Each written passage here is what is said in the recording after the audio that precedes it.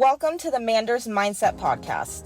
Here you'll find both monologue and interviews of entrepreneurs, coaches, healers, and a variety of other people, where your host Amanda Russo will discuss her own mindset and perspective and her guest mindset and perspective on the world around us. Manders and her guests will help explain to you how shifting your mindset will shift your life. Hey guys, welcome to Amanda's Mindset. As always, I'm your host, Amanda Russo, and I am here today with a very special guest. I am here with a divine woman who has been involved in the special education field for, I believe it's been about 20 years. She's also now a certified Ignite mindset coach, and she's involved with Gene Keys, and we are going to get into all the things today. And I am here with Sasha Harris-Greenidge. Hi, Sasha. Thank you so much for being here. I'm excited. Good. How are you? I'm doing well. I'm so excited to have you. So I've got a loaded question to start you off with. Oh, right. Who would you say Sasha is at the core? At the core? Well, now I know who that is now. Who I am at the core is a woman who is here to serve other women to find their purpose. So I'm here to go through these experiences so that way I'm able to just basically build a bridge for women to kind of pause and cross this bridge with me to get to their higher self and to fulfill their purpose, and to really help shine a light on not seeking from everywhere outside of you. That is the most important thing that I'm here for. So me at my core is being authentically me so I can show up for other women to do the same. That's beautiful. Thank you. And I can't speak for all women, but I can speak for myself and a lot of women that I have been friends with over the years. And I definitely know from personal experience and close friends experience that a lot of women a lot of women seek for validation outside of themselves. Yes. Even whether a lot of people assume it's romantic relationships, but I think it's often even family and even friends. Yep. And other women. It definitely can stem from like relationships. We see that all too often, but always looking at the other side of what people have. And I my entire life have been guilty of it, living what my parents had wanted for me, what society definitely wanted for me. Obviously staying in a career for 20 years, which has been rewarding, but there were several intuitive hits that I have gotten where I should have listened to that and maybe moved on. But there's safety, that safety self would say, would always tell me, just kind of stay where you are. And I was always looking for validation from like friends, from everybody else, and checking these boxes like, oh, I graduated college, check. I, got married, check. I have my 2 kids, check. And here we go. And here's the narrative. And then all in between, oh, this friend has this and I don't have that. You know what I'm saying? This person looks like this and how come I don't? And it, looking back now, oh my God, I'm just like a little bit of ashamed, but like had to go through this. This is something I definitely had to go through. But finding and studying and contemplating my gene keys and seeing like, I saw the half of who I was, and then seeing this other half, I'm like, who is she? And really being like, you almost kind of go into yourself and you're like, I don't really need to look at anybody else. Like, I do not need to like be like anybody else. Like, this is my journey. It completely flipped the narrative. And I study mostly myself, except for clients that I'm working with, but I'm every day studying me. imagine if every woman, even man, did that, like as a collective, where would we be? We'd be showing up as ourselves, and then showing up as ourselves, not trying to be anybody else, not wearing a mask, not having a facade, and coming together as our authentic self, like as a collective. I really, really would love to see that day. Like, Mm, I'm striving for it. Everybody wake up. I know. No, that's so true. I don't, a lot more people are there, but even a lot of people struggle so much with even silence, even like no, whether it's no phone, no video on, no TV, no communication, like just complete silence. So many people can't just sit there in silence, Right, because they can't be with themselves. right. And that's like we really have to learn to create that time. I know it's like busy, and I know the first thing some people are thinking, oh, easier said than done. But I know Richard Rudd has said like 5, 10 minutes of just, and for somebody like me who's like definitely more in tune, like I, will sit there and like I almost get to the point, and it shouldn't get to this point, but I'm like, I need peace.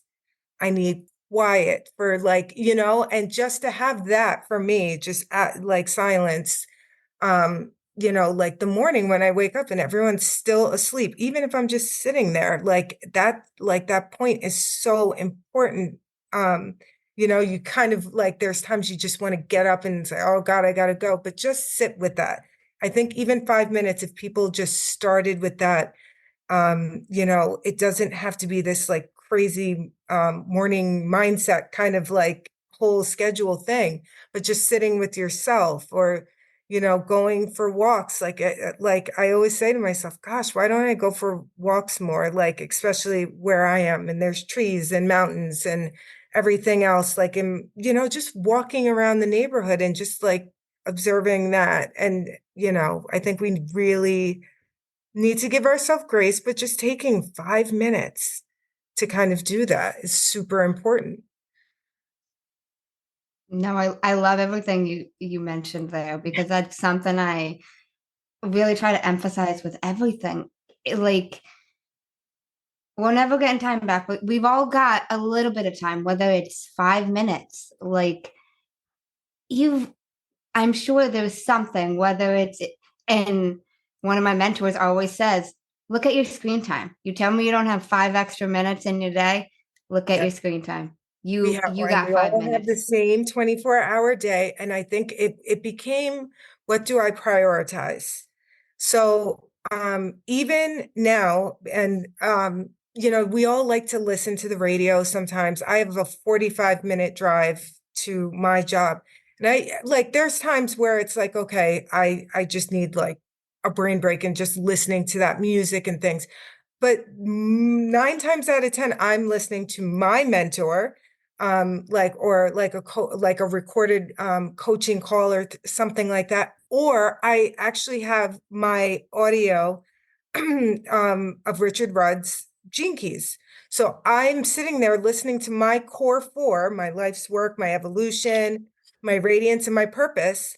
And I'm sitting there and I'm listening to that. Like I've listened to this beyond 50 times. Like that's something you just don't say, oh, that's nice. That was my life work. And you listen to that once every single time. And I've heard his same story with his daughter or his son, like in these recordings. But I still find something different every time. A new download, like I call them downloads, comes about. Something that maybe like for 5 seconds on the road, I like tuned one part out, or like I heard it differently, depending on what I'm going through now. And so on repeat, definitely my core four. And then I move into specific other areas that I need. But depending sometimes like how I feel, I'm like, uh-oh, I think I'm in this shadow. And I kind of just go back and I listen to that. And then I have like my Gene Key book. So all of this, my like life's work, everything, all those little tabs every single day, this thing, like I can't even share it with everybody else because it's underlined, notes scribbled everywhere. And that's just me. I didn't even do my kids yet. I think I have to get another book just to take notes on them because I butchered this. But that's been a routine. And I think if people just took out something else, maybe, take out like listening to the radio and just for like a second and I think they're like 20 minutes long and just listening to that. What are you getting from that? Like, what downloads are you getting from that? Because that's you. Those 4 gene keys are 70% of who we be. So it's important to study that, you know? No, that's true. Yeah. So I want to backtrack a little bit. Can you explain at a basic level what Gene Keys is? Gene keys are different. They're different characteristics. They're based off of human design. So anybody that's familiar with human design, that was created by Ra Uru, Richard Rudd was his star pupil and had the blessing of Ra Uru to create the gene keys. So the gene keys is taking the, what they call gates in human design, and he calls them the keys. And he has picked out the keys that are that he found most important. I know in human design, it does tell you your life's work. They're at the top 4, where your life's work and everything are. That's your top 4. So if you are only familiar with human design, that's where they're located. But he decided to simplify it because we all look at our body graph for the first time. I know I did, and I was like, what the hell am I looking at? This is insane. So he breaks down, it's basically our core being. And so I usually take people through what they call the activation sequence, which is what I was talking about. My coach calls it the core 4, fabulous 4, I call it. And that is what makes up 70% of who you are. So it is taking it combined, they are your purpose. I know that there's one specific gene key that's your purpose, but all 4 of them basically make up your purpose. They're your, and life's work purpose. And basically it's who you are. You go into the Venus sequence, which is a different sequence of the gene key. And that kind of goes through how your childhood relationships with people. That's a hardcore one. It's hard because depending on your childhood or how you were brought up, that could be really, that could be a lot to bring up. And it was for me. And then you go into your pearl. My coach focused mostly on that because she does all of this BG5 and human design for business. So we looked into our pearl, our vocation, our culture, and like what we're here to basically bring your pearl, what you're bringing to the world. So basically the gene keys are just you. There are some gates if you're in human design that I found that were not in gene keys, but he had purposely done that. This was something that he said was he thought was the most important. And I really recommend gene keys because human design at first can be overwhelming, but if you start with the gene keys, it is a lot smoother transition to now go into human design. I know exactly with heavy guidance, what I'm looking for there, but I'm so familiar with most of the the gates that are my gene keys that like, I know what I'm looking for. And now it's just finding the significance of the channels and all of the other stuff, which I've been contemplating and studying. But yeah, it's absolutely incredible. And, I think it's important that we don't make things so esocentric. Alexa, stop. We don't make things so complicated. like we just don't make it. I think a lot of people are like, oh, I should be the only person to guide you. I think it's important that we contemplate ourselves. So it's great that we have a guide to bring us to these keys and then contemplate it, that now that it's all the inner work. Yeah. Okay. How did you first discover Gene Keys and get into this? So this is the funniest story. Just weird because it was a roundabout way.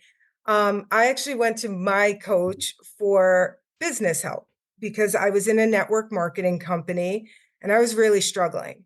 And that I could go down a rabbit hole of the why now because I I was not being authentically myself. I think the company was absolutely amazing. I just I wasn't me.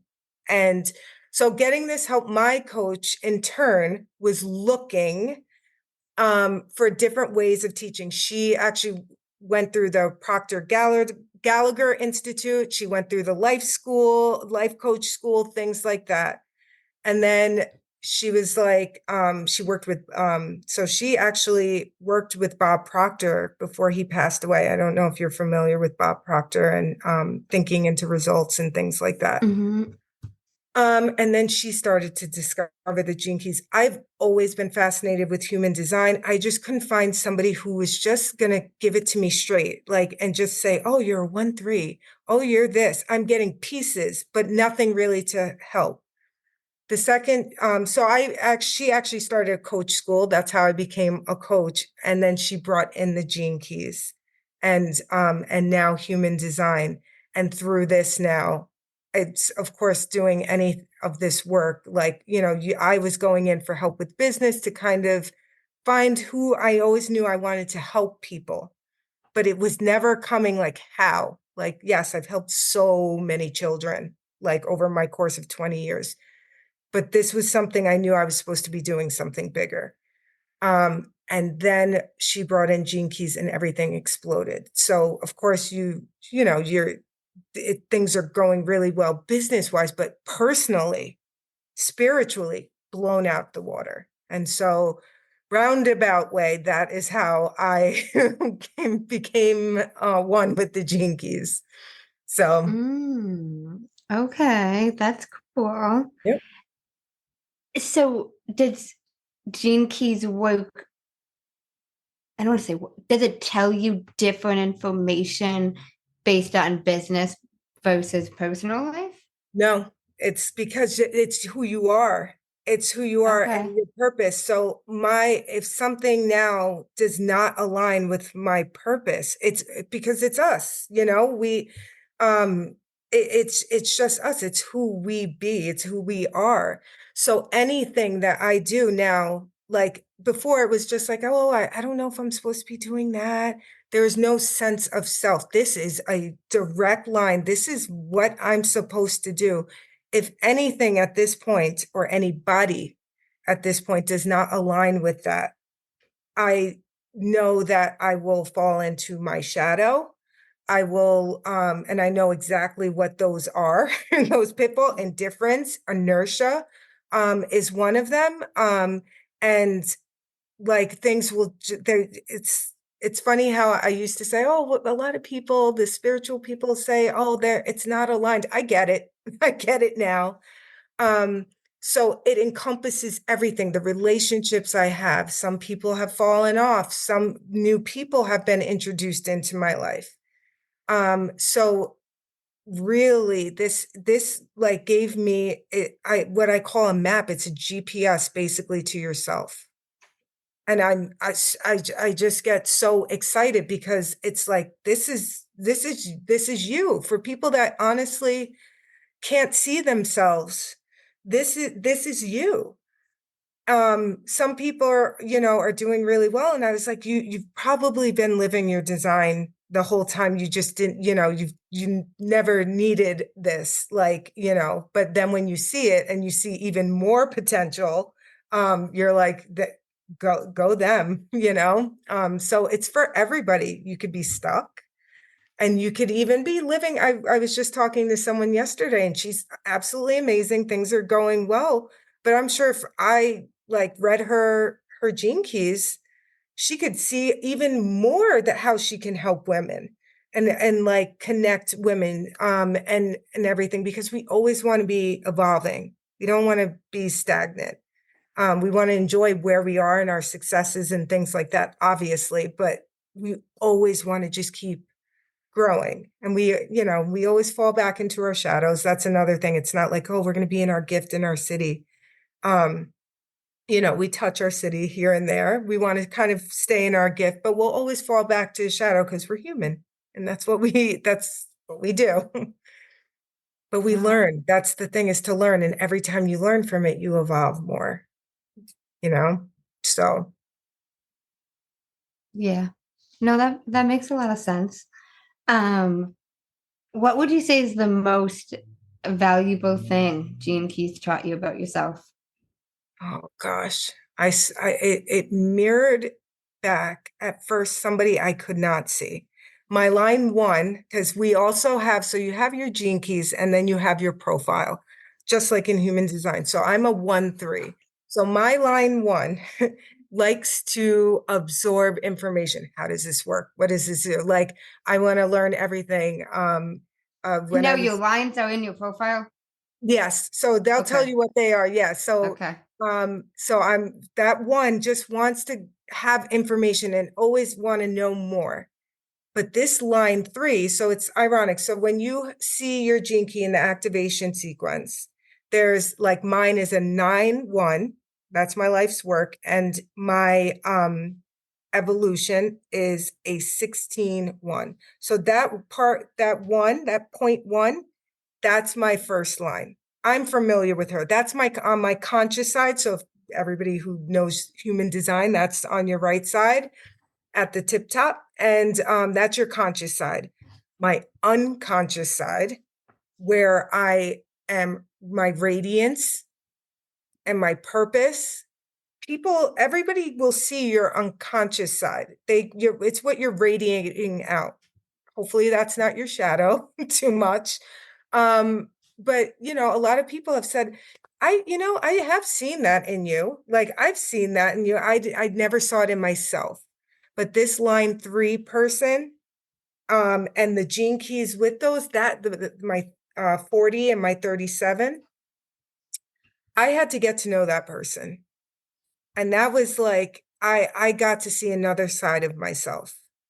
Um, the line one is just that, study, dig more, dig more, dig more, just safety self, like come, like even so much is coming on here. Do I know enough?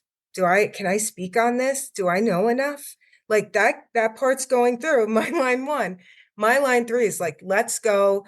Who cares if we fuck up? Who cares if whatever, like, let's do this. If we fall, we get back up. Like, and that person pushes. So it's like, it almost sounds like a psychosis that you're just like, you're two different people, but that's who it is. And I have to say to my line one, we get to study later. We have women to help though, with our information and our experience. So that's where this experienced authority comes in, is everything that I'm teaching, I've went through myself. And that is the person that I began to fall in love with, myself.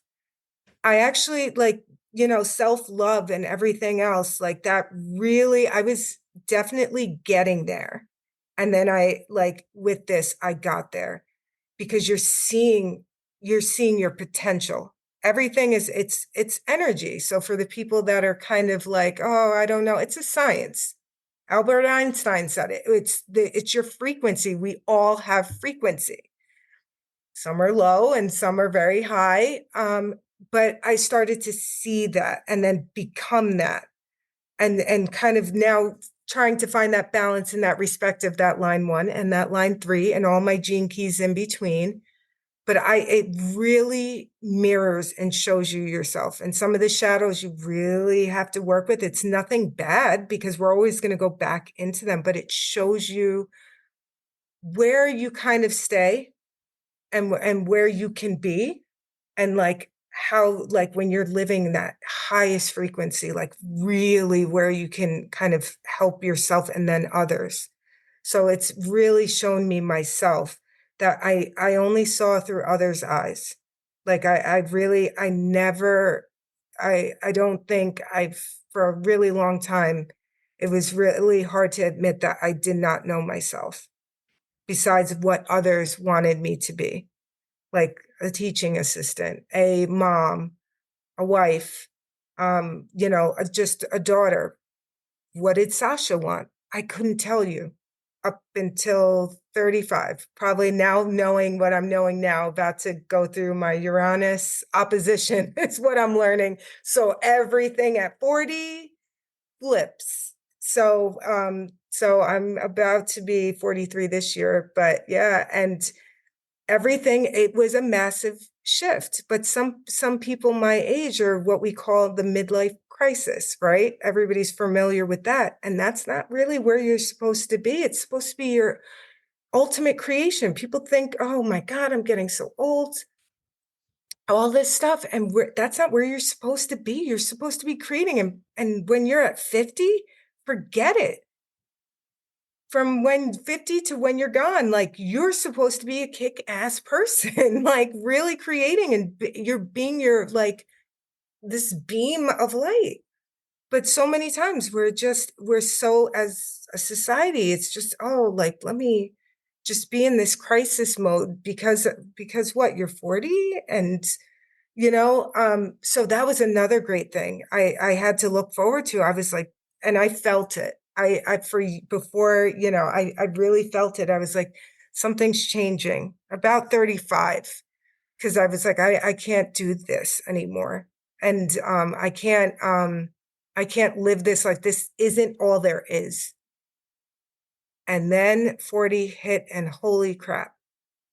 And I was like, I started to create and change and live this different life, which came with loss. But oh my God, where I'm going is incredible. And infinite study of yourself. I mean, my God, I feel like I have a lot of catching up, but I'm learning every day.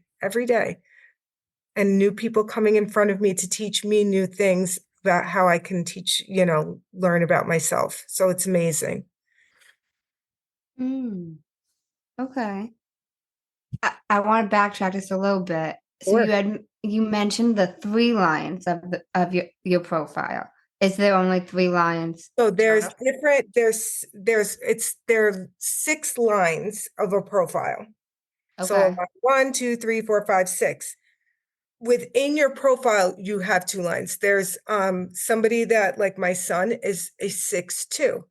So the line 6 has a different, like, it's almost like a flavoring to your activation sequence. It's like it's plays a significant part. So for the line 6 for my son, he is going to, you for a very long time, you almost take on this role as a line 3, which is that kind of experiencing things, messing up, picking yourself back up, learning through experience. They do that up until they're about 50 or so. And then they are to turn around, take that experience, and teach. So Bob Proctor was actually a line 6. He was before, like, thinking into results, he'd never finished high school, all of these things. Like, then all of a sudden he became a major player in Prudential insurance, all of this stuff. He had all this experience. Then he created a $1 million business, all of these things. And then he turned around and started teaching everybody, like, thinking into results. So I know my son, at some point, if he's at his highest frequency, through whatever experiences he's going through, he is now going to turn around and be that teacher to the masses.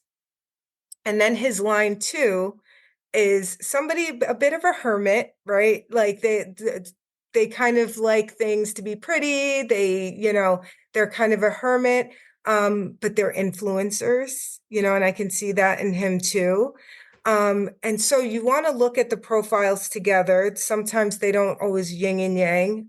There's a lot of people I know that are 2-4, things like that. So those are the profiles that you kind of want to look at alongside your gene keys. So those are what those are. They're like your sprinkling. It's like your seasoning of who you are, adding that to your to who you are. Okay. And now you had mentioned that I think you said the first line to your life work. Yeah. So that's in my life's work and my evolution. So there are two. You're gonna have the line one in your first conscious. For me, like there's a decimal after. So that for me, it's a line one. So that's how I know on my conscious side, I have a profile of a line one. And so what people have to do is find out what that line means. And I'm here to help people with that. What that means. So you're probably most likely aware of that one. And because that's who you are, that's who you know yourself to be. Your unconscious side. So those are your other, your radiance and your purpose. There's a different line number, and mine happens to be the 3. So that is a whole different kind of experience in person, but that's on my unconscious side. So I don't see that.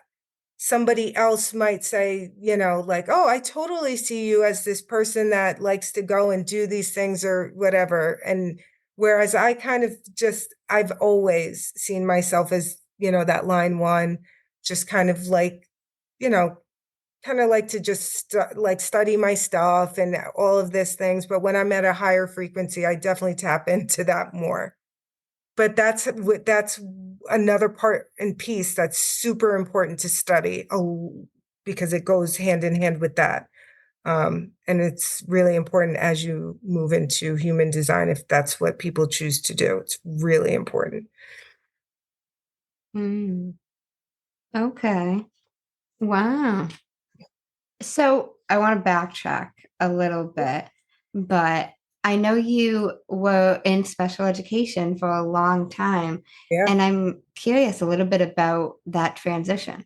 How long ago you had that transition and how it went for you? From like being a teaching assistant to coaching. Yeah. Yeah, so it's hard because I was in, like, unbeknownst to me, I was in my shadows for 20 years. I still work in special ed, but it's most likely going to come to an end very soon. Because I am paying attention to my intuition now, big time. Um, I stayed there for a long time out of, like, just again being in my shadow. Um, I found that it was extremely rewarding. I can't tell you, like, it's not even tooting my own horn how many children I've helped, and how much I love on them and everything else. I was satisfying that piece of helping people, um, and really helping to, like, kind of help mold those young minds and things like that. When you're called to do something a lot greater and you're not answering that call and you're getting those, like, hits, like, come on, come on, come on, come on, you kind of get that shove off the cliff. And so for me, it was, I was trying to do something else. Money isn't everything. But in my situation, for what I was doing, it was just like, one, you need to be doing more. Like, it just seemed like energetically it was becoming, like, it's not draining, but just not enough for what I'm going. And when you can't unsee, like, even if you were like, I want to step away from the gene keys or whatever, you can't unsee what you are now. And the purpose that I have is so great. that like it would be like my two shadows in my life's work and my evolution does a massive disservice to the collective, because that's all we are. One of them is indifference. Isn't that everybody to the world's problems right now, right? Indifferent to everything. So me, knowing my purpose, I can't do that.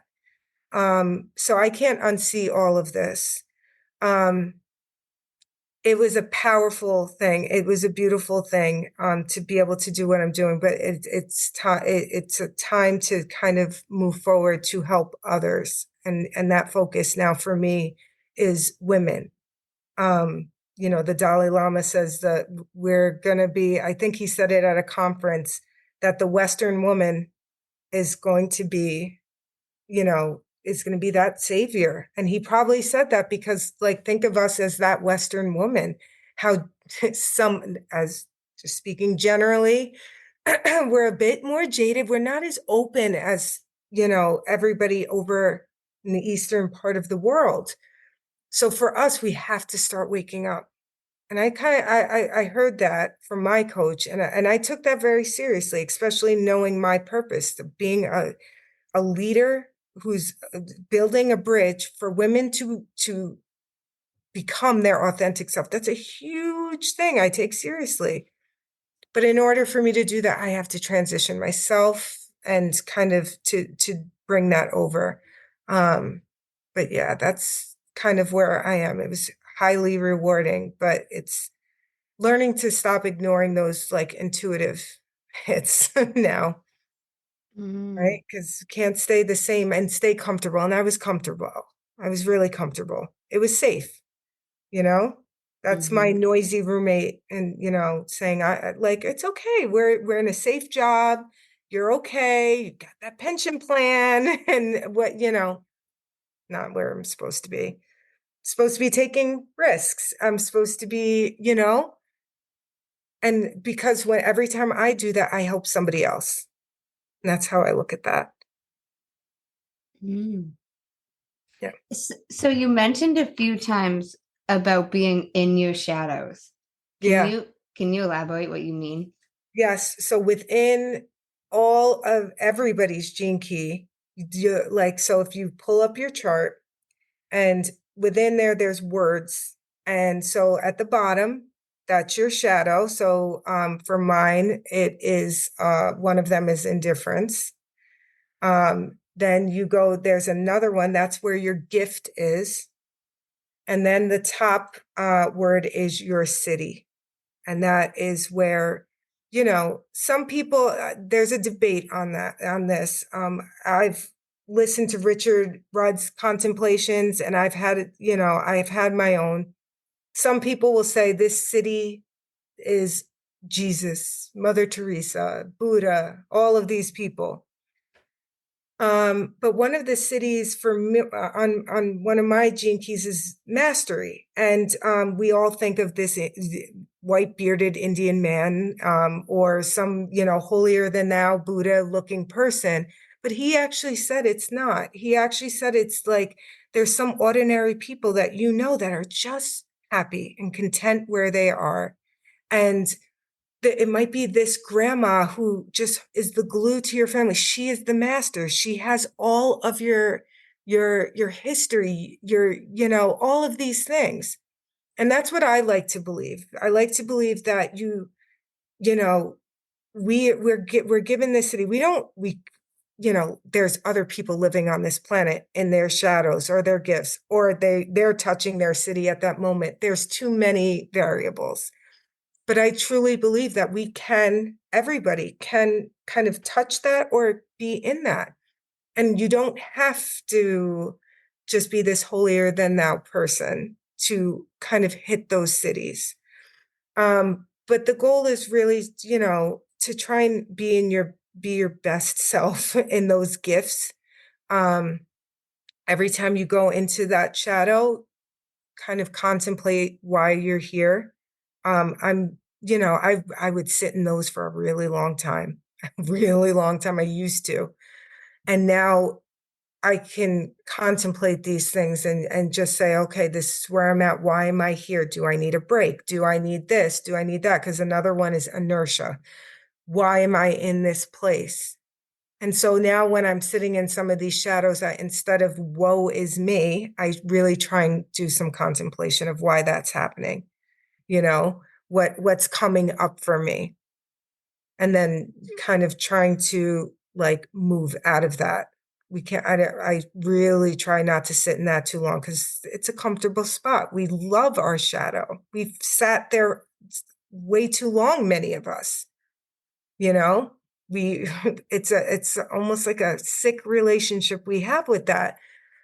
It's not bad, but we just have to, a lot of people, when you sit in that too long, you can't see your potential. You can't see your purpose. You can't see your gift. And it was tragic. And I almost kind of would have spent the rest of my life like that. It's a scary thought looking back at that now. Mm.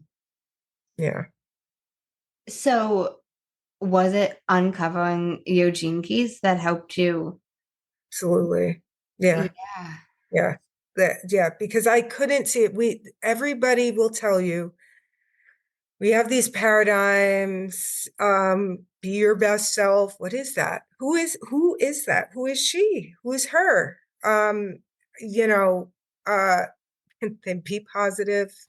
Well, what does that look like for me specifically? What makes me happy, or what makes me fulfill my purpose is different than yours. And I have somebody who has the same profile, the same gene keys, in the same order, and we are two different people still. Two people in my coaching group. We are different. We are different. I'm going down this path. Obviously, there's other gene keys and designs and where your well, all of this that comes into play. But say for the purpose of just gene keys and that activation sequence and profile, we have the same, but we're different. And that's where contemplation and life experience and things, because her 3 is different than my 3. What I went through in my childhood and hers is different. So it's absolutely fascinating. It explained a lot for me, and it also gave me a direct purpose, like a direct purpose. Like there's no wavering now.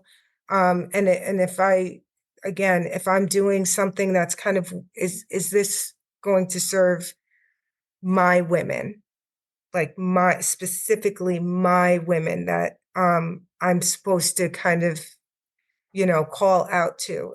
If that's not aligning, I'm not, I'm not going to help. I'm going to be shouting to an empty stadium. You know what I mean? So yeah, it's a game changer. I tell people, if you even just studied your activation sequence and you were like, that's it, I'll study that for the rest of my life, that would change your life. Just knowing, thinking, if everybody just knew, and it's obviously everyone's choice, but knowing what your purpose is, truly knowing what your purpose is, and you have this knowledge, how much that would change somebody's perspective. Not maybe as much as some of us that would go out and take this and run with it, which is kind of what I'm trying to do. But even just sitting there and saying, okay, this is coming up for me, and kind of working on themselves, that it's a game changer. And just keeping an open mind about that. Like, I really, really think this can help a lot of people. That's amazing. I remember how you mentioned to me, because you were naming different like examples of things people say, but even like everybody says you have everything you need inside of you. What the hell does that mean? What does that mean? I, Now, I I literally could sit there and like, what does that mean? Now I actually have like 2. I have my gene key profile, and I have my human design profile. And I'm like, that's me. And that's now what that means. And that's now what I can actually say what that is. But that, yes, just like that. They say that, what does that mean? And it's a nice thing to say, oh, that, what do they say? That's so, you could say that's so inspirational. And then we move on with our life. We move on with Yep. our life, and yes, that was a nice positive thing to hear for the day. But what nobody does that. We all know what we should. I hate that. I don't hate that word. I dislike it because it's always like you should do this, you should do that. Don't like that word either. But and it's yeah, because it just is again just perpetuating looking for external things. But that's it. Now it's like, okay, be your best self. What does that look like? I can honestly say that's me in my mastery. That's me being like versatile. That's me just sitting here being in all of my gifts at my highest frequency, doing what I love to do. And that's being my best self. Before it would be like I got up today, I got to work today, I tried to be the best mom. What does that look like? So this will bring up a lot of stuff, but then the beauty of that also comes up, and it's amazing. So now for all of these quotes, now you're like, what, be your best self? Well, now you know what that is. Here it is. You can literally look at your gene key profile and say what that is. So fascinating. It's putting a picture you, to you, and the inside. When they're saying, I think Bob Proctor used to say, we don't exactly have a picture of what the mind is, and we do. Now you do. Now you have. This is your soul's work to map to your soul. I really believe that. And no matter what you believe, if you're scientist, look at it as your frequency, your body moving in this highest frequency. Anybody more, depending, God, universe, whatever, this is you. It's you. I can now look at my human design and be like, that's me. Like I would tell you right now, this is me. This is all defined. This is what not. This is whatever. Identify all the gene keys, my activation sequence, where they are, and what that means. It's incredible. But the gene keys, just the four, that core four is so important. And it will change. It will change lives. It really will. Because then it puts all those nice inspirational quotes, and it's like, who is Amanda? Who is Sasha? This is it. That's you. We have a picture now. We have a picture. It's incredible. Yeah. No, that's amazing. Yeah. Now, you mentioned earlier how you were listening to what society wanted and what your Yeah. family wanted. Was it Gene Keys that also helped you stop listening to them? Yeah. So as you go, it's funny how the universe works, where you just keep getting a stone led to places and you just keep following along. And then, yes, because I've been with my coach for 3 years, and a lot of what Bob Proctor was saying is incredible. He used to, let me see if I have this thing here. If you could see it. Do you see a stick figure person Yes. here? So Yes. he used to say, this is your like conscious mind, this is your unconscious, this is where your soul is. He didn't realize what he was doing, but he was saying we can never picture what's in here or what's going on in here. And these like little lines here were just what we're receptive to, like society, TV, the news. Interesting. So listening to his teachings, like I actually stopped listening to a lot of stuff, like the news. I was now more laser focused on the podcast that I listen to. And you just start to learn, like he was on to something. Like he was definitely on to something. She helped break through that. But when we got to the gene keys, now I could take this little stick figure in my head, and now everything is like this. I know what my mind is. Like now I know that I'm always listening here. Like, I was listening too much and taking too much in. Now I'm listening to my body. What is it that I am supposed to do? And things like that. You just don't veer um far from where I'm supposed to be, And I also learned where my pitfalls are, where with people like that, where it's just like I don't have the energy for certain things, or where like where I can go down like a rabbit hole of just real despair if things like if I allow it. So you're also able to just pick out things that like where your traps are and to kind of come back from that. So everything is a lot more intentional. And I'm just keep fine tuning because we never stop doing that, as we grow, because we're going to keep growing now that we know these things, and just fine tuning a lot more. But yeah, the news, cut that out. Scrolling is become I become more, I almost don't have the patience as much anymore. I do, but the second I'm starting to get triggered again, or like that comparison, it's like off, or, and depending if, I'm not busy with my kids or something like that, like I pop in the audio, like, and of my thing, and I just listen, and then just become more in tune to things. But yeah, you'll learn things that consciously, and then there's a lot of stuff where you're like, oh, that's why this doesn't work for me, you know Mm, I like, this is gotcha. why this modality doesn't work for me, this is why this job doesn't work for me, this is why these people keep triggering me. If you're Mm, line two, 2-4, let's say you're 2-4, you eventually, that 4 loves to interact with people. And, but the hermit needs to come back, that line 2 needs rest. If you keep going out, you need that rest. So you start to learn a lot about yourself that you don't know. You're like, I don't know why I'm so annoyed by like this person after a while, or going here or doing this, and you get a lot of ahas.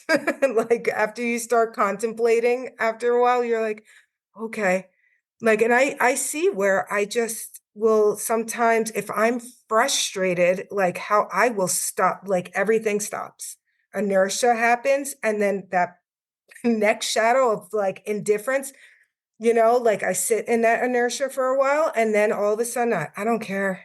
Like, it's not going to happen and then you just keep digging yourself into that hole. But when you're aware of that specifically,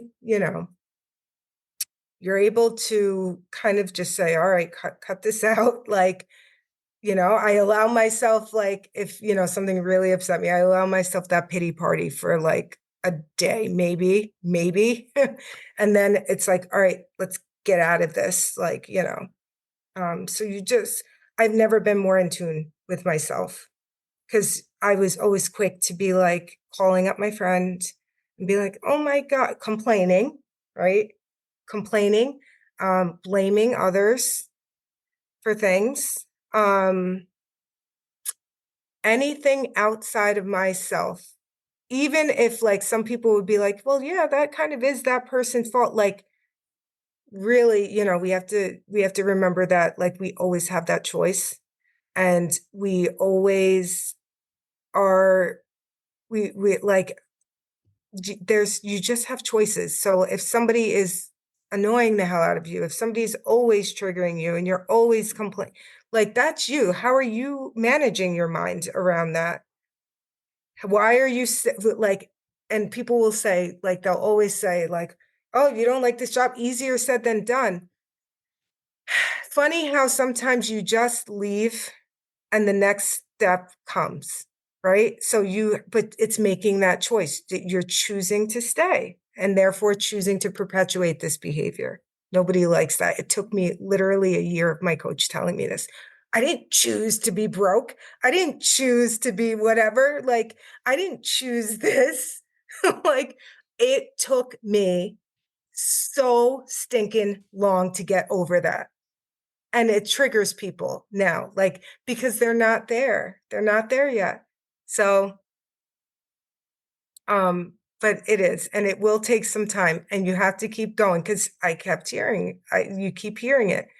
I didn't choose to stay here. Oh God, I was like, I did not choose to be broke, but here we are. And now everything, like, so funny how everything just shifted. It shifts. It does. No, that's so true. Yep. You know, when you mention choosing, it made me think of, I'm going to butcher this quote, but I'm big into quotes. Mm-hmm. But it's something along the lines of, whatever you are not changing, you're choosing. Yes. And that is true. That is true. And some people, and people will read it and be like, oh yeah, and say, like, oh, that's sure, but it really is.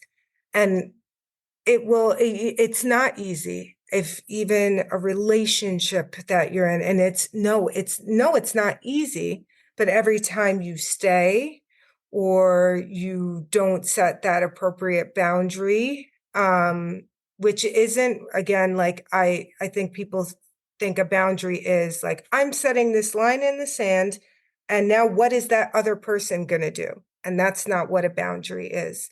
It's setting that line, and it's saying, all right, you're choosing to do this, so this is what I am going to do. And you have to choose to do whatever it is, but you're in that position where if somebody's behaving that way, this is what you're choosing to do.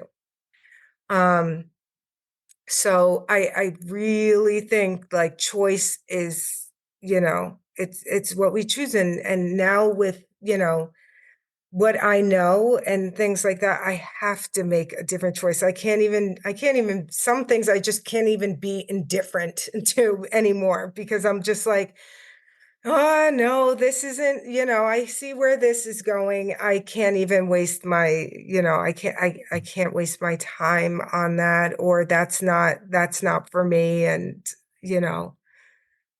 there's a lot of choices hanging in the balance right now. And I like, it's now or never, and it's acting on those, so it's time to yeah, make those choices, because there's no escape anymore from those things. But No, I do. I do.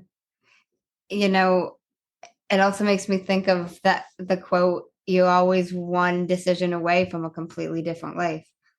You could absolutely, you could that go hits down path. different now. Yeah, that quote hits different now, um because I'm now witnessing or living that now, because I was stagnant. Like, I was the person that's like, oh, that's so nice. That's so inspirational. Because I really wanted to, like, I was pretty resigned to, this is my life.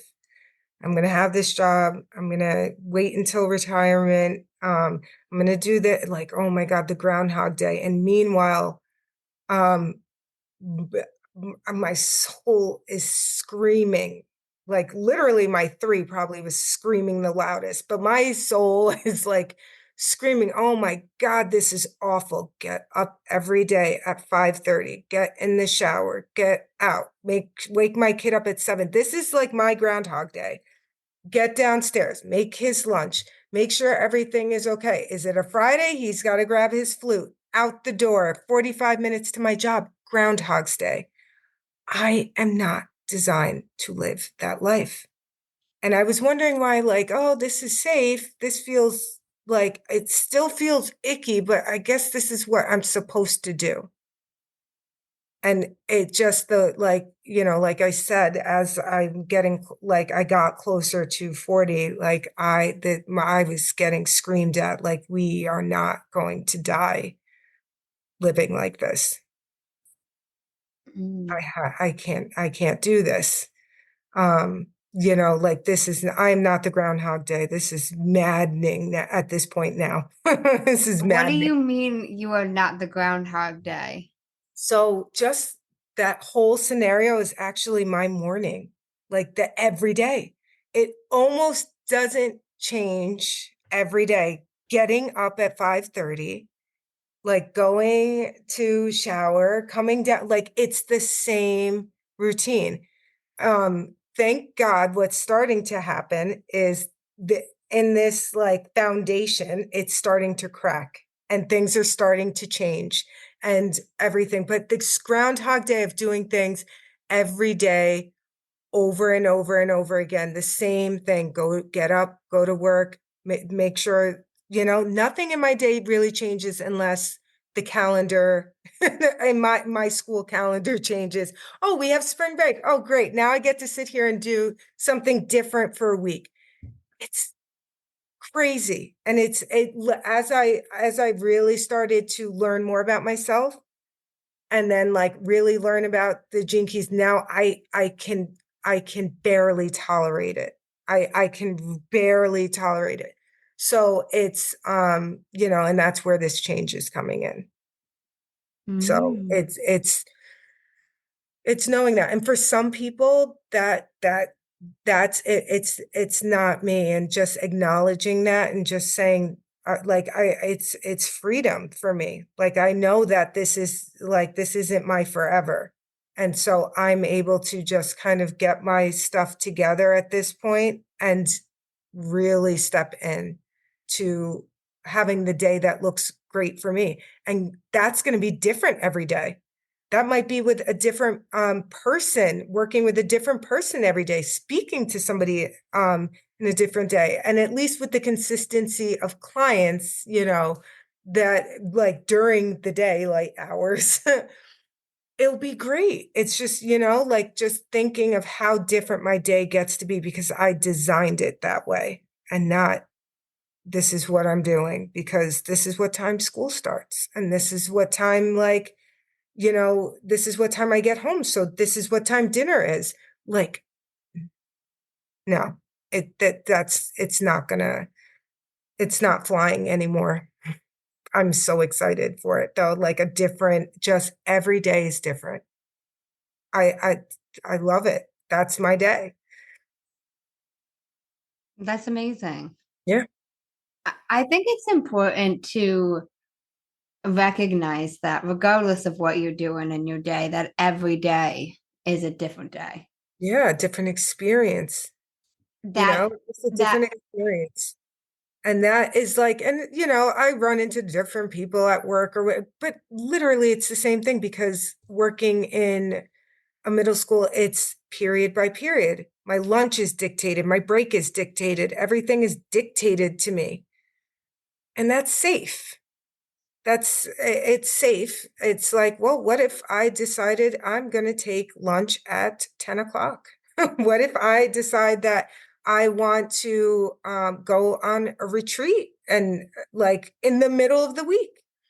Those are great when I do those. I love retreats. And what if, or just waking up and finally being like, all right, what is it that I want to do today? What does that look like? Instead of knowing I got to be at work at 8:40 every day.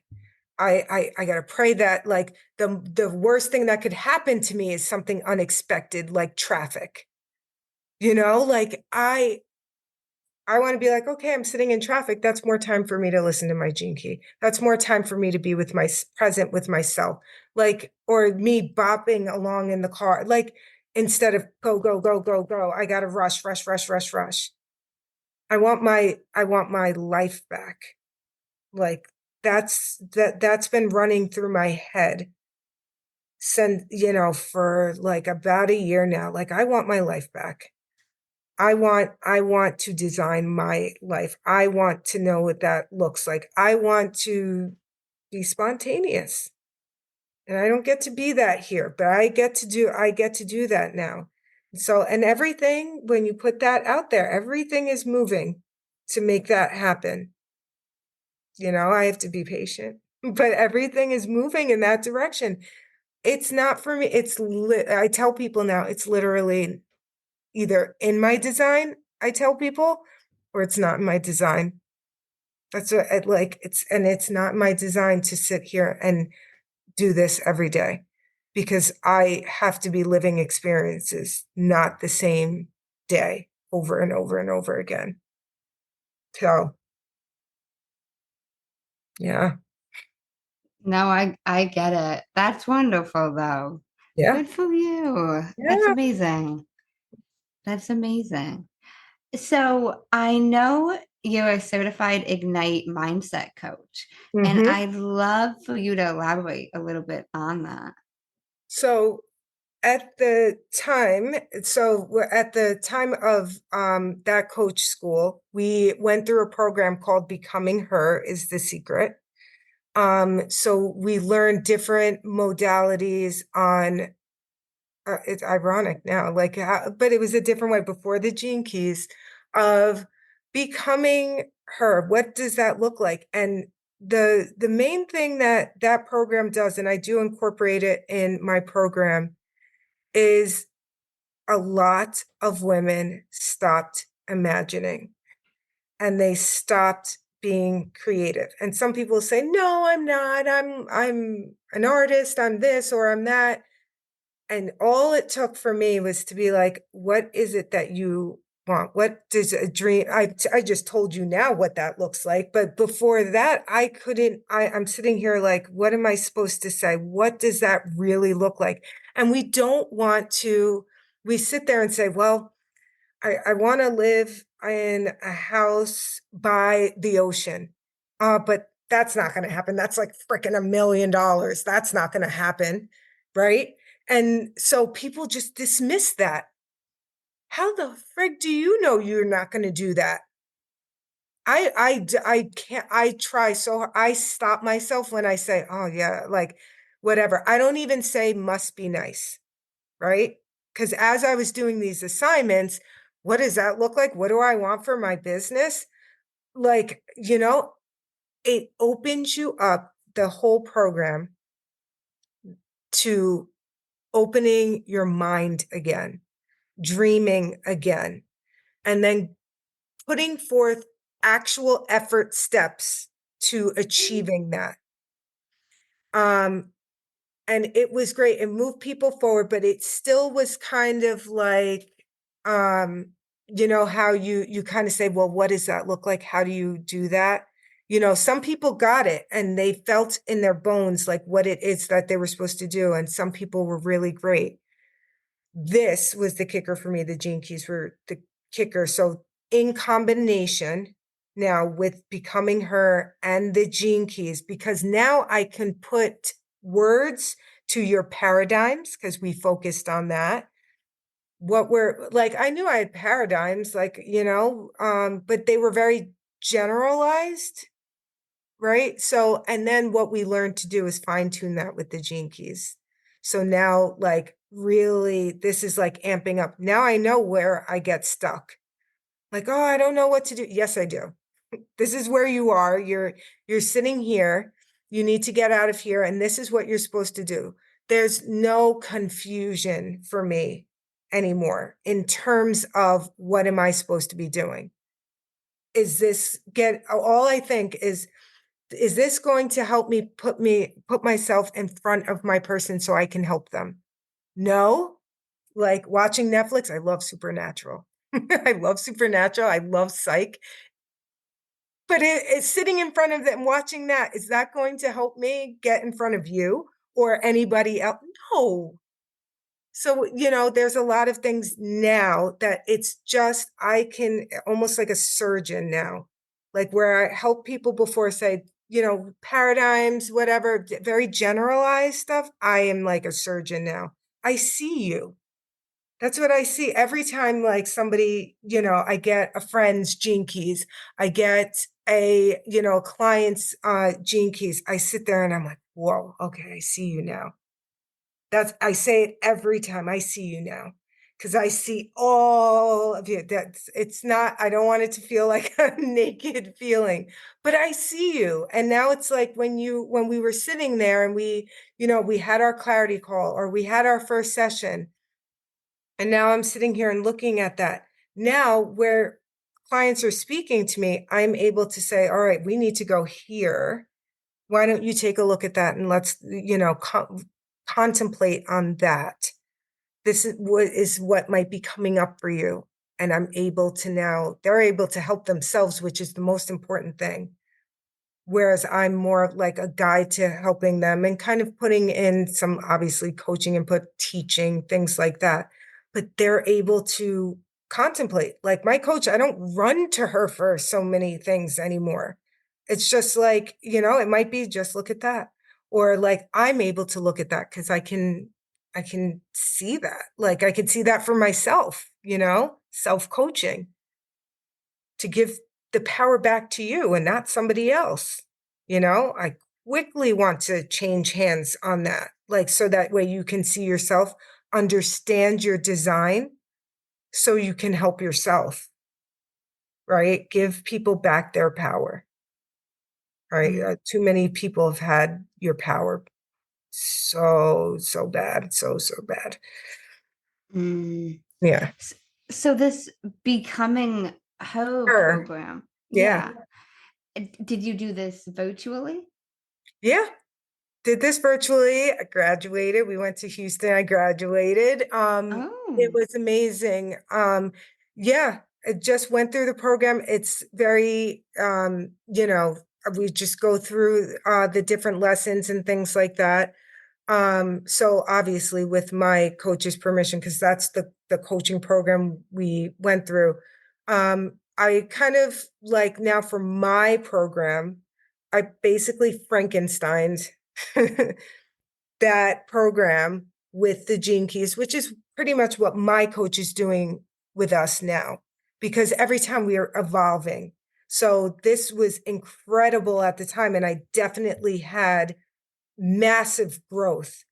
But now to sit there and not have everything so generalized that, she can sit here and within minutes, she already knows like most of my design. We know where to look. And it's just like or it's like, why don't you take a closer look here? And immediately, like you contemplate that, because we don't learn things just once. Repetition is everything. I've listened to those lessons a million times. I've listened to my gene keys a million times. I've sat and stared at my human design chart a million times. And now I'm learning about all my channels, which are my strengths, a million times. So you can be able now, like before, if it was your body graph or mine, I couldn't tell you. Like now, forget it. Immediately I know what this is, who this is, and and especially my gene keys too. Like she could be like, oh, is this you, just to make sure it's me? And I'm like, yep, absolutely, seconds. And I want that for people to be able to look at their design, see themselves and all their shadow and cities and gifts in between, like, and be able to love themselves again. And that was something that came out of all of this. Self-love and purpose. And that's the thing people go to their graves never finding or having. The saddest thing in the world. And that was it almost me. is. That was almost me. And that scares me. Like, I recently had to go back and kind of, I did a workshop and I was describing all of that, like how defeated I felt, and looking back through the presentation. And I was like, oh my God, how far I've come. Like I literally cried looking back at all of the defeat in there, and where I was just, I could not see who I am now. Like I really, there's no hope, let alone like, helping my friend here and there with the advice, but not even giving them, probably, great like guidance. It was just kind of maybe perpetuating their paradigms. And now like people know, like, unless you want me to, there's a friend, like I have to kind of draw that line with coach and friend and things like that, But even then, it's just like, what do you want from me today? Because I'm not, I'm not going to be that person to help perpetuate your shadow. Like I'm not going to do that. So even that has changed, and seeing the way I see other people and my kids, oh my God, the empathy that you learn to have with others. So once you learn, you have to learn yourself, obviously, first, but the patience that you learn and the empathy, I've always had empathy with people, but really looking at, all right, this is why this is, and I have to be patient, because when you're in this shadow, maybe I start to go into that one, my whatever triggers that, compromises that. But yeah, it's just you shift, you massively shift. Mm. I love how you mentioned that repetition is everything, Oh yeah, because it doesn't matter what it is. You're you're not going to learn anything doing it once. And no, you're not going to have success. You're not, like, I it might think be that's what people do. They read these self-help books. Let me, there's like, the, bro, you can't do it once. yeah, The Game of Life. I've read this a million times.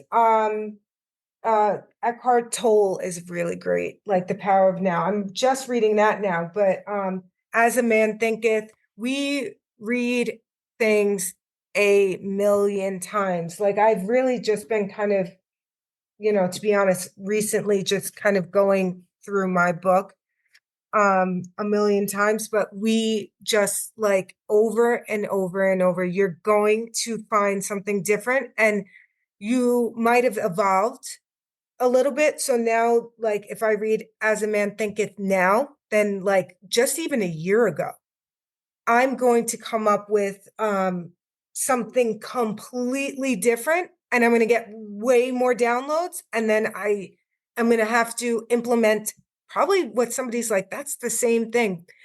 That's the same thing, but that the Sasha 1 year ago to the Sasha now to the future self of a year from this point right now is going to be massively different. So I'm Yep. going to I'm going to read my gene keys differently again. There's going to be things and people that are going to come in that are going to massively shift that.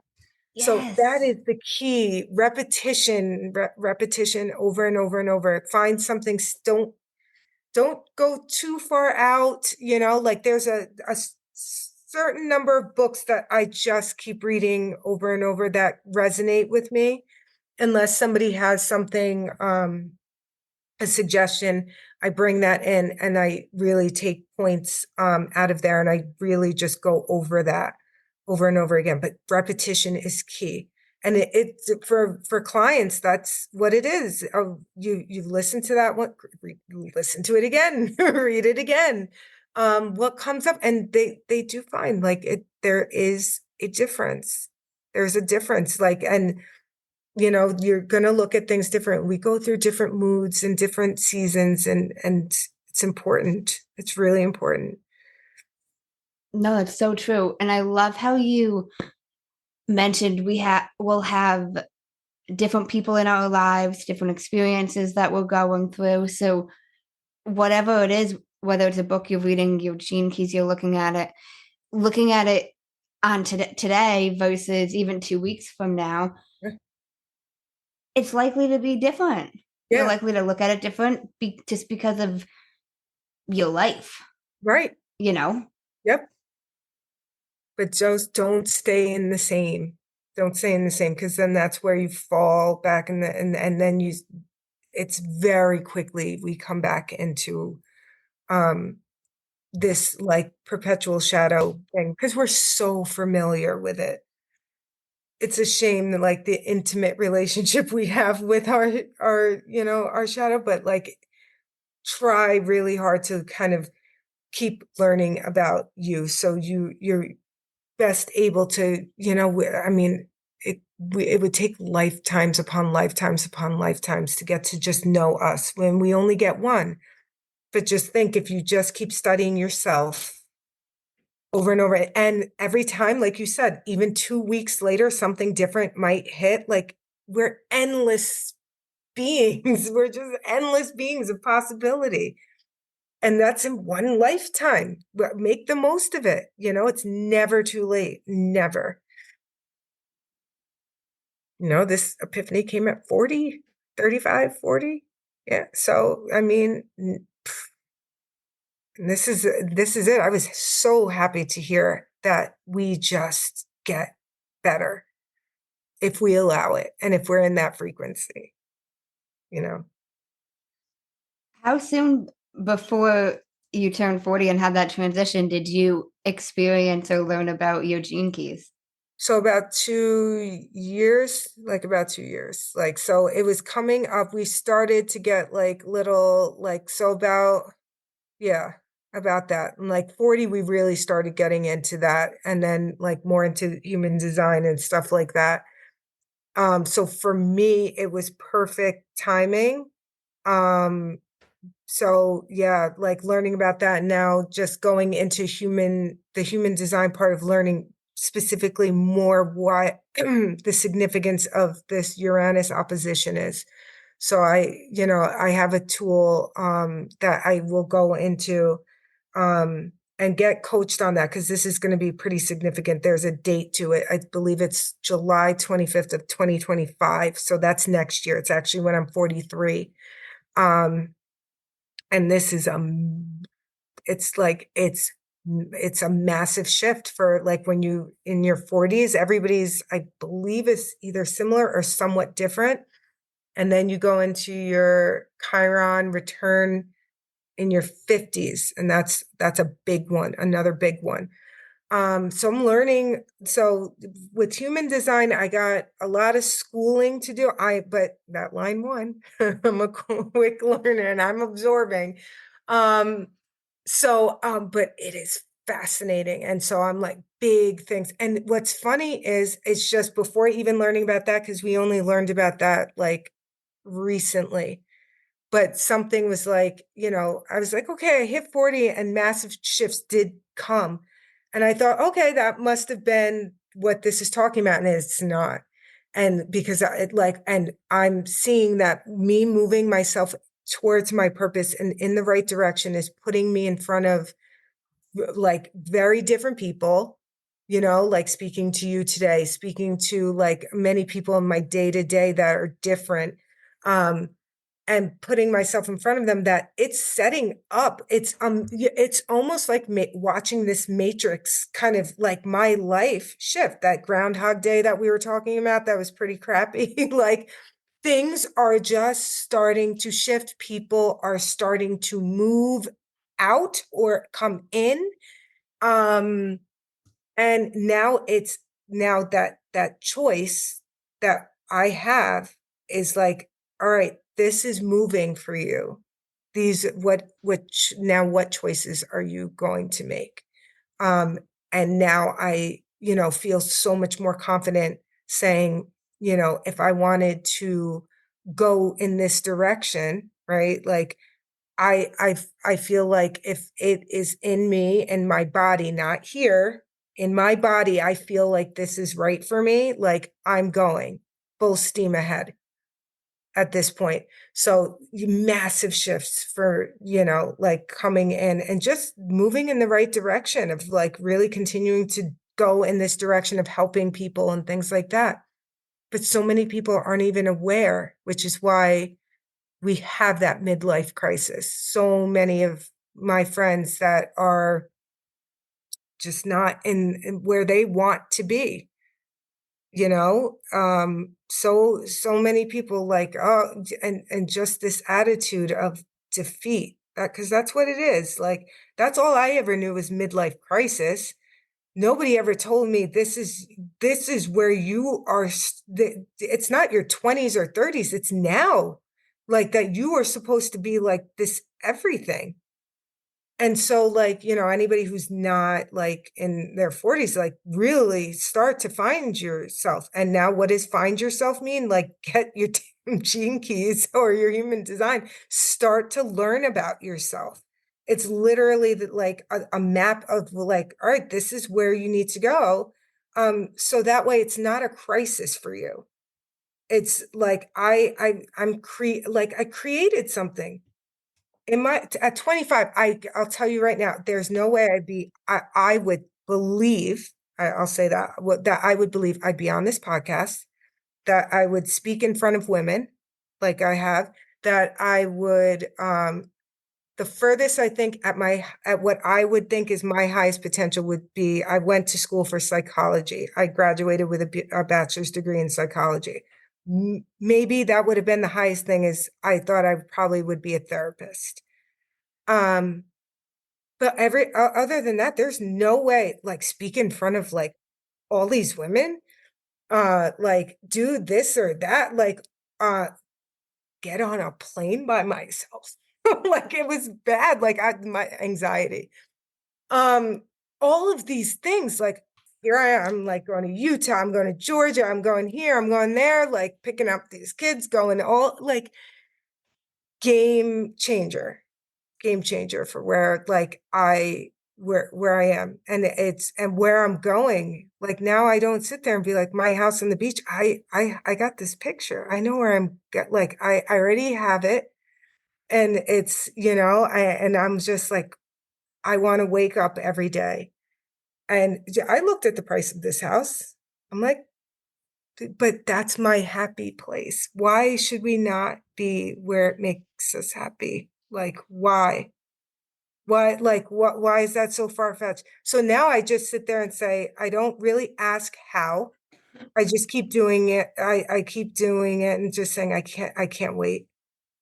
Every day, I can't wait. And people that used to just kind of shoo me and everything else, and and now my best friend is like, I can't wait. I can't wait for that. Like I now see us at that kitchen table. I see us like getting up in the morning and walking on the boardwalk or walking barefoot. And I'll be out there like dead of winter. I don't care. I'll be out there dead of winter barefoot, like walking that beach. And I see it. I see, I truly believe it. Before it would have been like, oh, it would be nice, or maybe like I'll work hard. I don't say that anymore. I don't say I'll work hard. It's coming. It's coming. It's happening, and I'll be, and whatever, however it leads me. I'm learning still, because it's a work in progress, of letting go of stuff. Like I used to be like, I have to work hard. I have to do this. We do have to have plans for things, but it's not to me, it would be a detailed thing. Now I let it go. It's coming. It's coming. I don't know how things are working out. I didn't see myself on podcasts. I didn't see myself doing, but here I am. Right. So I've learned like that was my phrase for this year: let go. Let go. Mm, And okay. what's funny is people have let go. Um, certain things that I'm like behaviors and things that weren't serving me, or let go. Soon job might be let go. Thing like different things, relationships, things like that might let go. And I'm okay with that. And now I just follow the next stone. Like you just get the next step. And that's actually my life's works. Basically the whole theme of that is just one small step. Because you take these if I take these big leaps, I have a big fall. And although yes, that's in my line 3, we don't need to do that. We just need to take small falls and get back up and keep moving. But and I learned that like every time it's just like, oh, you're not too big. Just what's the next step? What's that next step? And I just keep following that. And I don't ask too many questions. But I keep following that, and I keep contemplating, and I keep, doing the same repetitive things. That's the only groundhog thing I want, is just the repetitive of learning me. That is it. everything else around me in my environment, I want different every day. I had never heard that analogy before you said it. The About Groundhog's Day yeah, thing. that's Have you ever yeah. seen that movie with Bill Murray? No, Okay. no. So that might be something. It was the I- same day over and over again. And it's just like he relived literally Groundhog's Day every single day. But my morning looks like that every day. And I ironically sometimes fall asleep at the same time every day watching Supernatural every day. And I do that. And then I wake up and I do the same thing over again. And like really 35 was when I really started to be like, this is absolute crazy. Cause probably like the unconscious part of me was like, this has got to stop. This cannot be all that there is and all that there ever will be in my life. That's scary. And when you have everybody else who's just like, this is just how life is, like, and you don't meet different people, like they perpetuate this because that's what's coming in, right? Like, so Yeah. No, it's so true. yeah, we So gotta wait. true. Yep. No, I know we do. Um, I had no idea that was about a movie. I really thought you were referring to Oh yeah, no. Oh like my the God. So then actual groundhog. you Like at I know least there's a watch groundhog. or What watch the trailer then, or like, or whatever. But what you either know, like there's a groundhog. Like what's that? The Phil the groundhog. Like yeah, yes. Or like I forget what it is where you just relive the same day. It's the same thing. Yeah, something like that. But it's like when you become aware of it, like you're starting to wake up. I know that's becoming like a buzzword that everybody's saying, but when you really start to, because I was asleep for a long time, it was easier to just let everybody live my life, right? So mm, then when you wake up and it's like, well, I don't want to do this anymore. People were really angry.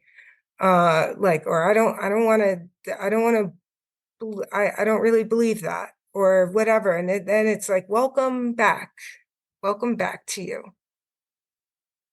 Then and mm, here it is, and discovering new things. It's fun now. It's like actually fun, and to just say no, like which is a word I didn't say enough.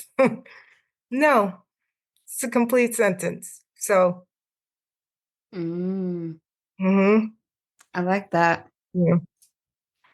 Okay. Well, thank you so much for speaking with me. I really appreciate it. So, I typically end my podcast with two segments. Have you heard of the man named Jay Shetty? Yes, Love him. yes, I do. So, Me too. he's got a podcast called On Purpose, and he ends his podcast with these two segments, and I loved them. So, I started incorporating them. The first one is the many sides to us. So there's 5 questions and they need to be answered with one word each. Okay. Number 1, what is one word someone who is meeting you for the first time would describe you as? Happy. Number 2, what is one word that someone who knows you extremely well would use to describe you as? Kind. Number 3, what is one word you'd use to describe yourself? Resilient. Number 4, what is one word that if someone didn't like you or agree with your mindset would use to describe you?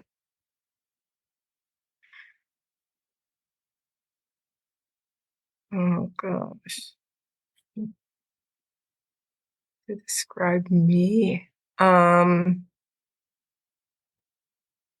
don't know. That one's hard. So one word somebody would Someone that who didn't didn't, like me? yeah, or agree with you. Oh, well, nowadays, arrogant. Arrogant. Okay. Yeah. Number 5, what Oh my is one word you're trying to embody right now? Oh gosh, what am I trying to embody? A leader. Leader. Okay. Second segment is the final five, and these can be answered in a sentence in those five questions. Number one, what is the best advice you've heard or received? The best advice I've heard or received is to live my authentic life, to be my authentic self. And now I know what that means. I love that. Number two, what is the worst advice you've heard or received? To be safe, to ex- to accept what life is offering you at face value. That's basically to be safe, to stay in your safety place. Yeah. Mm. Don't go out. Just be safe. Mm. Yeah. Number three, what is something that you used to value that you no longer value? Materialistic things. Like I used to, if I had to be specific, clothes, bags, love them still, but like that used to be something that I used to identify myself and to think gave me status. And that was something that was way too important for me. And that really helped perpetuate losing myself. Um, you know, and not only that, the way that I was dressing and using those clothes and the purses does not match up to what I see now. So, Mm. yeah. Okay. Number four, if you could describe what you would want your legacy to be as if someone were reading it, would you want it to say? I would want it to say that every experience, every failure, every triumph is what makes you who you are and becomes your ultimate light to lead others, into a more purposeful path. Really, I really believe that everybody's struggle has the potential to be somebody's light and to help others through that. Because we'll all get through it, and somebody will do that for somebody else and be that like lighthouse for people, other people I who love need that. that light. We do. Number five, if you could create one law in the world that everyone had to follow, what would it be? And I want to know why. Hmm.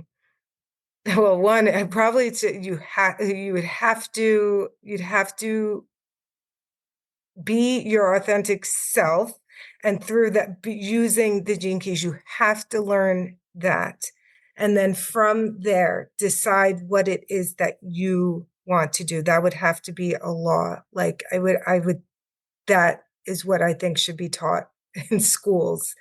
Is this being your authentic self and knowing that through studying yourself, because we first get to school and study everybody else and all this other history and everything else, and we don't really pay too much attention to ourselves, and then we're quickly enveloped into all these other external things.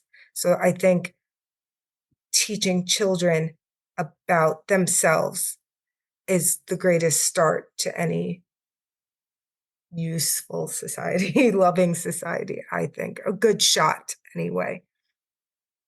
That makes a lot of sense. Yeah. No, that does. So I have one more question for you. What resources do you use consistently to help you remain successful? So as I point out, Richard Rudd's The Gene Key book every single day, and his recordings.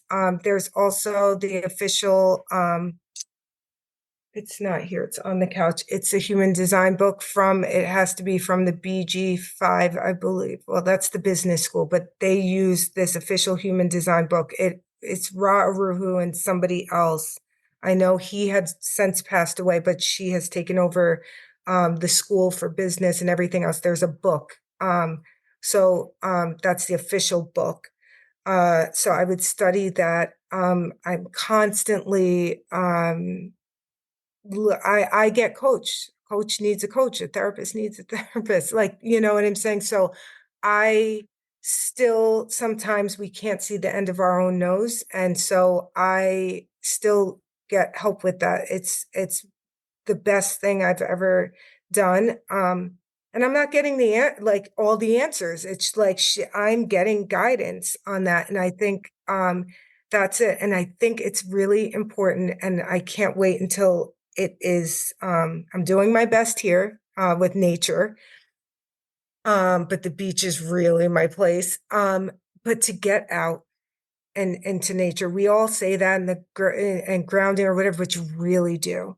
You really got to get out in nature and get off the screen, at least really take that time. And I really try and take that time. And now as I'm getting older, it's really important for me to reach out to people that like, oh yeah, I'll speak to them whenever. And there's been too many times where I've said that and I don't get that opportunity again. And that's been coming up a lot. And I'm not that person that, oh, somebody died and now I don't forget that. So, like we how things are. We go back to our, like, that's stayed with me. So I really make it a point to pause for people because this it gets busy for me now. Like I've never been this like, busy in this way. But I pause for my children. I pause to make sure I check in with people.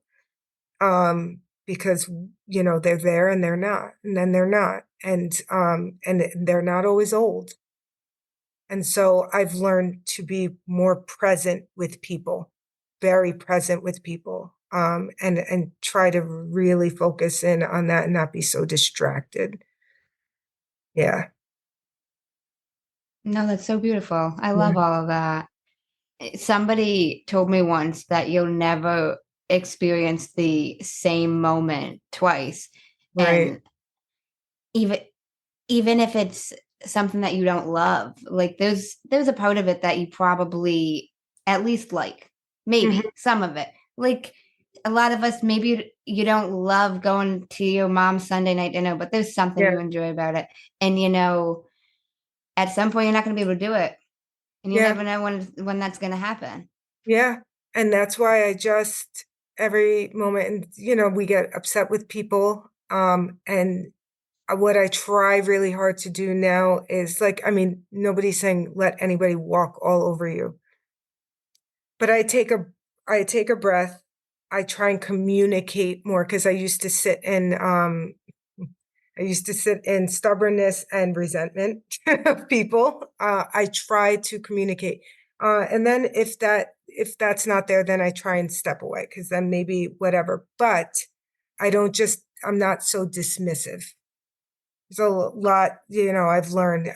So I try really hard not to do that anymore. No, I, Yeah. I, I get it. I love how you said you pause and take a breath. I love that. Yeah.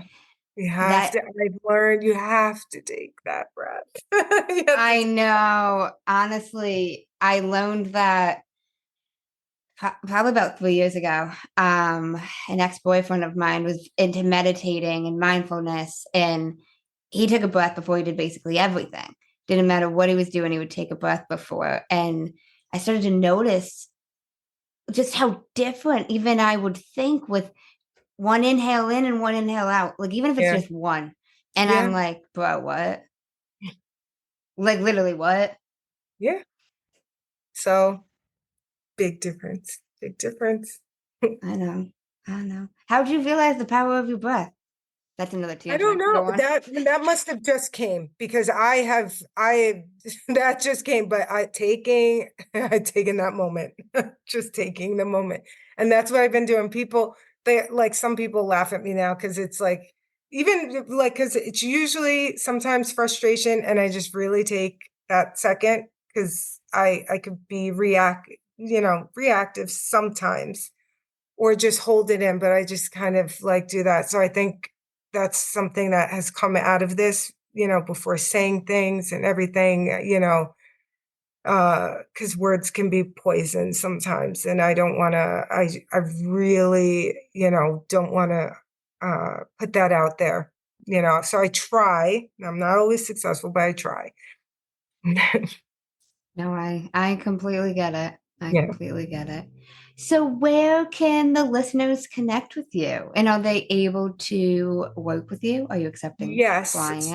I believe in the show notes, like there will be the link for a Calendly link for a free session for your listeners.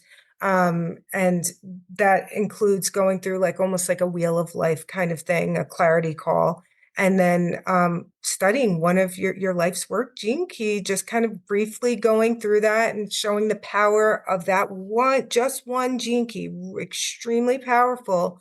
But then it's really going in and seeing if this is something that you want to go forward with. And I could be found at IG.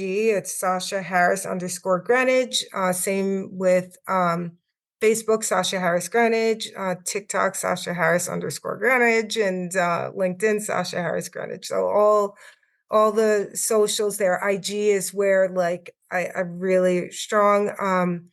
And my Facebook group is like if people want to kind of learn a little bit more first, it's called Safe Space for the Soul, where we are just open. It allows people to just have that space to kind of um, talk without, Uncle Frank looking at the post that we post and judging, oh, that's a bunch of whatever, like, you know what I mean? So that was another thing because I would put something up inspirational or something that just whatever. Are you going through a divorce? Is something wrong? Are you going to hurt yourself? Like, no, I'm okay. This is for somebody else. This isn't for you. It's, and I wouldn't really put that out there like that. So something again, that could have been sent in a text, a phone call, like, you know what I mean? So for people that just feel like that and they're interested, but they don't really want like a million other people to know that they're interested or they want to be open and vulnerable with somebody else, I think it's really important to have that and hold that space for people. And that's what that basically is there for, while getting like inspiration, educated without somebody thinking something's wrong, you know? I love how you mentioned without Uncle Frank commenting. Yeah. Yeah, because you know what? I'm telling you through experience, that's what happened. And I would get phone calls. And Jen, who's on Facebook, who says that, blah, blah, blah, blah, blah, blah, and I'm okay. I'm actually more okay. And I wouldn't put that out there, 20s, maybe. We're not messy anymore. I'm gonna keep it classy. You're not gonna know. Like so. It made me think of one of my cousins shared a quote on Facebook, and I don't even remember what it said, but it mentioned something about healing. And my great aunt, her grandmother, commented and was like, "Honey, I hope you're not sick." And I'm just like, she texted me and she sent me a screenshot, and she's like, "What do I say?" And I'm like, "Don't reply, don't reply back." Just Yeah, nothing. So this is what that's for. Welcome. Welcome. I love that. No, I love that because so many of us likely have the Uncle Frank or the Joe Whoever. Schmo that's commenting Yeah, and yeah. And just nothing constructive to say. And that's not what it is. And this is another first step of surrounding yourself with like-minded people, um, to kind of get that healing journey, or, get your journey going. And that's important, because some of us, we don't have the luxury to kind of be surrounded by so many like intuitive, open people.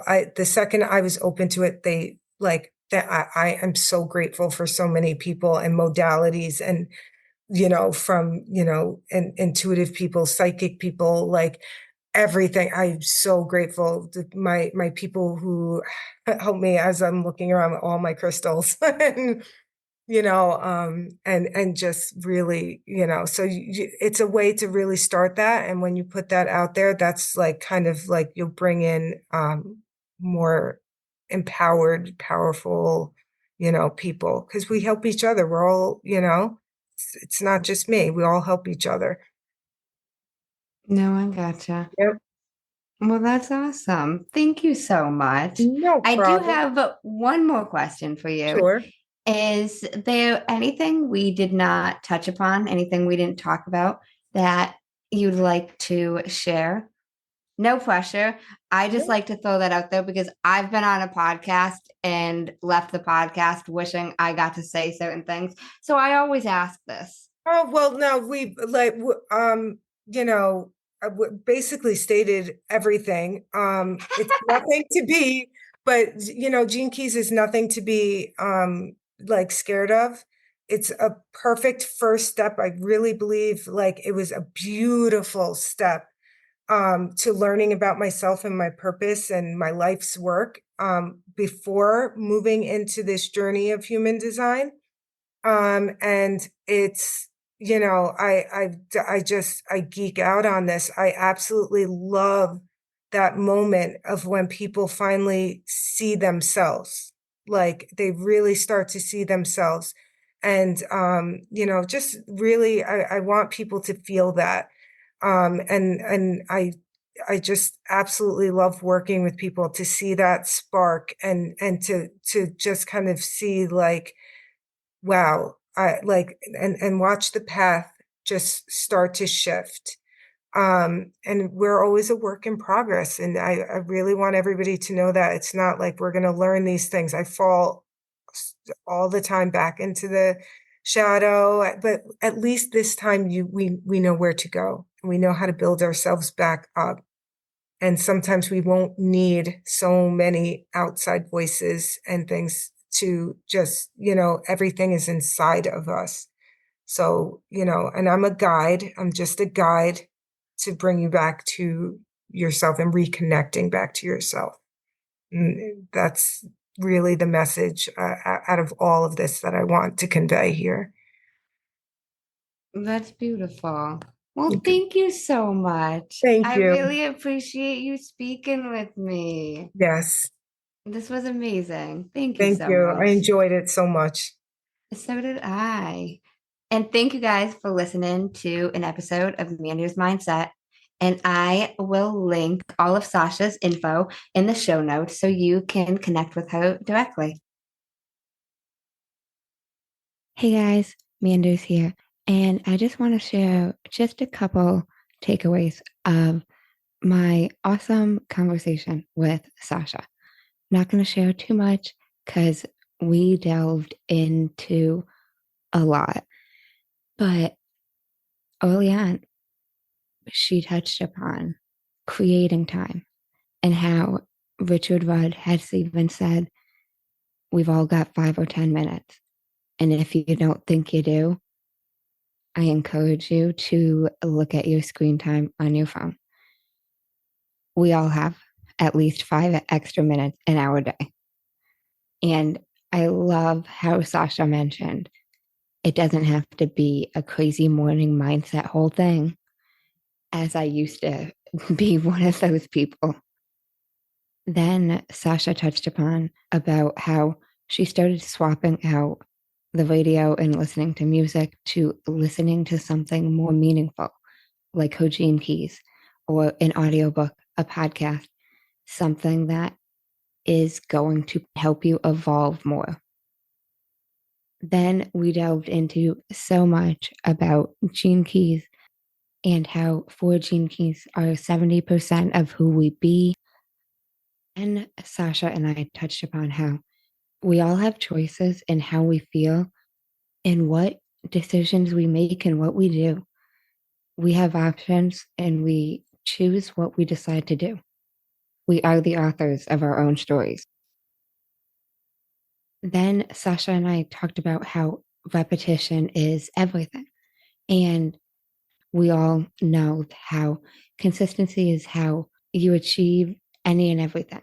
Whatever you want to be more successful at, be better at, whatever it is, to evolve in any area of life, you have to be consistent. And we all know that. However, Sasha touched upon repetition and how you're going to look at things differently from different periods of time, whether that be 2 weeks from now, 2 months from now, 2 years from now.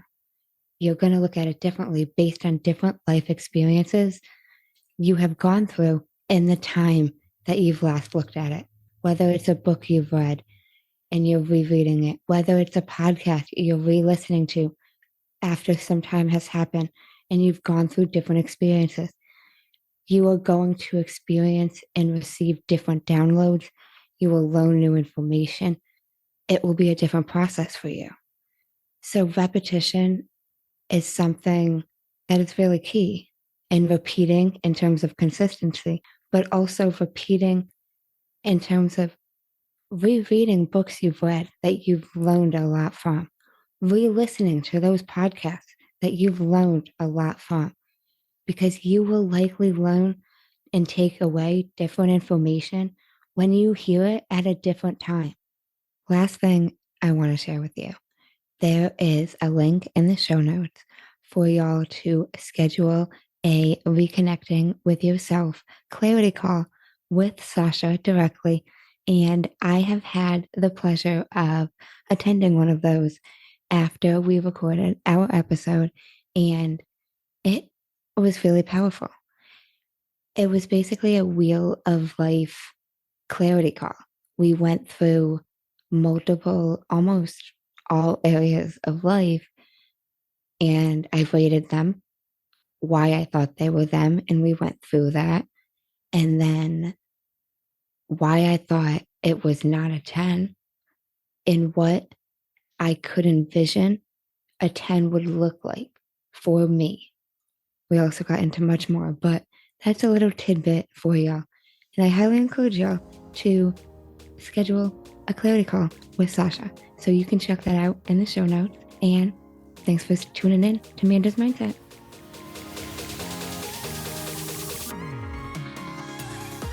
In case no one told you today, I'm proud of you.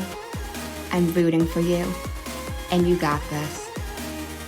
As always, if you enjoyed the show, I would really appreciate it if you would leave me a 5-star rating, leave a review, and share it with anyone you think would benefit from this.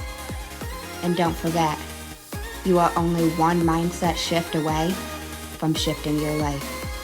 Thanks, guys. Until next time.